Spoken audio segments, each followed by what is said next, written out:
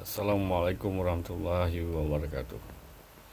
Seperti yang sudah saya janjikan untuk menerangkan siapakah globalis dan apa tujuannya mereka.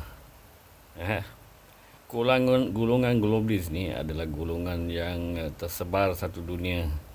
Orang-orang ini, contohnya George Soros, seorang globalis.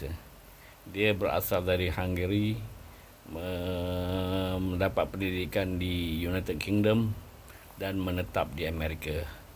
Dan beliau adalah penguasa saham, memainkan saham, ejen saham, dan boleh menjatuhkan mata wang dunia. Yang pernah beliau lakukan di United Kingdom, di Asia Tenggara, dari Thailand ke Malaysia, ke Filipina, ke Singapura, ke Korea Selatan 20 tahun dulu. Dia salah seorang globalis. Henry Kissinger, yang paling senang, paling mudah saya terangkan adalah sekelompok 130 ke 150 orang yang paling berpengaruh di dunia yang bergabung di bawah Bilderberg Group. Okey.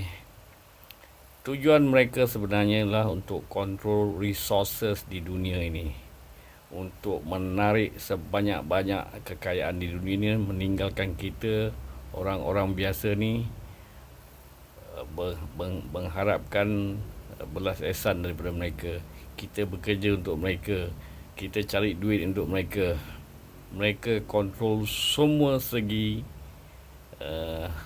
apa yang ada di muka bumi ini, daripada presiden sampai kepada menteri, sampai ke menteri-menteri, sampai ke politik negara, bisnes di dalam negara, penerangan, mass media, segala macam.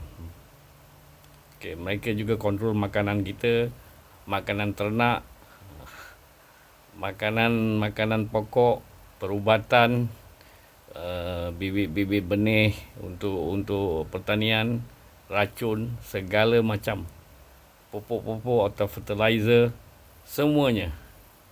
Salah satu contoh, Monsanto. Lagi satu, dalam bidang peternakan, dia kontrol juga.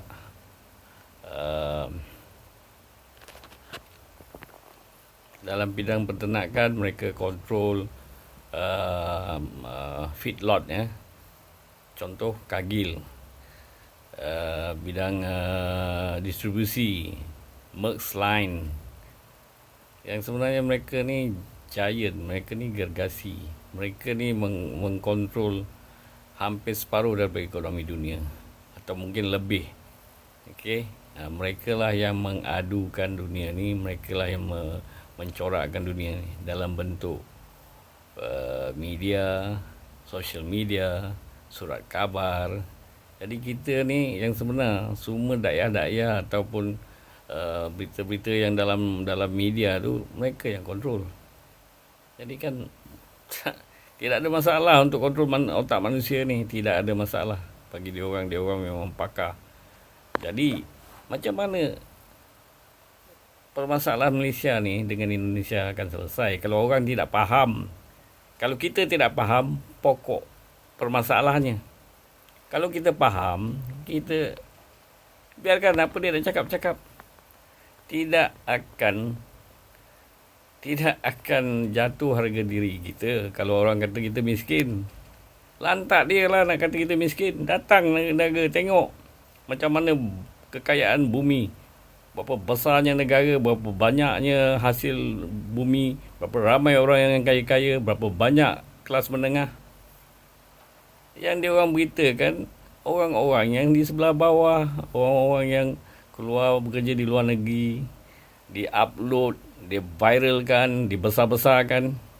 Sedangkan apa yang keunggulan negara tidak dibagi tahu. Dia blok, dia tidak akan bagi tahu. Hanya tahu di dalam negara. Kelebihan negara kita tidak akan diekspos ke luar negara. Hanya kita yang tahu. Jadi lantaklah. Dia nak kata kita miskin. Jadi kita kena faham persoalan ni tidak akan habis selagi ada duit mereka mengalir ke NGO, selagi ada orang yang sanggup membuat video, selagi orang yang sanggup ambil upah untuk buat video, selagi itu tidak akan selesai masalah ni. Bagi nasihat saya, lupakanlah. Kita jalankan hidup kita. Jangan ambil tahu yang masuk dalam apa blog-blog ni, kebanyakan ni orang yang tidak tahu, dan ada segolongan orang yang dibayar untuk memperkeruhkan keadaan. Orang ni yang bahaya. Dia memakai banyak blog. Mungkin 10 blog, mungkin 20 blog, dia akan banjirkan. Kalau kita diam, dia akan masuk. Kalau kita tidak masuk campur, benda ni akan pelan-pelan padam, hilang. Yang masalah kita semua sama-sama masuk, sama-sama menghujat, sama-sama membahas. Ini batu api yang sebenar. Batu api profesional yang dibayar oleh golongan globalis. Tujuan mereka untuk kucak-kacirkan dunia supaya bisnes mereka berjalan, persenjataan berjalan, ubat-ubatan berjalan. Orang ikut cakap dia. Orang tidak dapat berita alternatif. Semuanya daripada dia. Semua menjurus kepada keuntungan ke dia. Ubat-ubatan, makanan, produk-produk. Semuanya mereka meraih keuntungan. Dan otak kita dicuci. Kita kena brainwash. Yang sebenarnya benda ni tidak akan selesai. Kerana media sosial, media massa, dia orang yang kontrol. Facebook, Google, YouTube, Twitter, Instagram, semua dia orang yang kontrol. Jadi dia boleh aturkan apa-apa agenda yang dia nak. Itulah kita kena faham apa yang berlaku. Kalau kita faham, kita cari tahu siapakah globalis ni, maka bagi saya, nasihat saya, lantak pergilah apa dia nak cakap, asalkan kita bahagia. Apa dia nak cakaplah. Sebab kalau kita layan, yang rosak diri kita. Contoh, kalau seandainya ada jadi keributan di Laut Cina Selatan atau di Selat Melaka, di mana ada kejadian rompakan atau kejadian nelayan ditangkap dan kita terprovokasi, maka akan mengundang kejurangan dalam. Tapi yang sebenarnya pemimpin atasan kita tahu. Makanya sering orang pemimpin ini tidak menunjukkan sikap. Dia diamkan, dia cuekkan. Sekali-sekali Prabowo ada bagi tahu, entah-entah kita ni diprovokasi, entah-entah ini, entah-entah itu. Tapi orang setingkat dia, pemimpin, dia tidak akan bocorkan, kerana puak-puak globalis ni duit di tangan mereka. Mereka ni kaya raya, mereka ni kontrol ekonomi kita. Dia boleh naikkan ekonomi kita dan dia boleh musnahkan ekonomi kita. Jadi yang sebenarnya kita ni telah dilaga-lagakan sekian lama. Kita berpecah, mereka yang untung. Fikir-fikirkanlah. Jangan bawa emosi.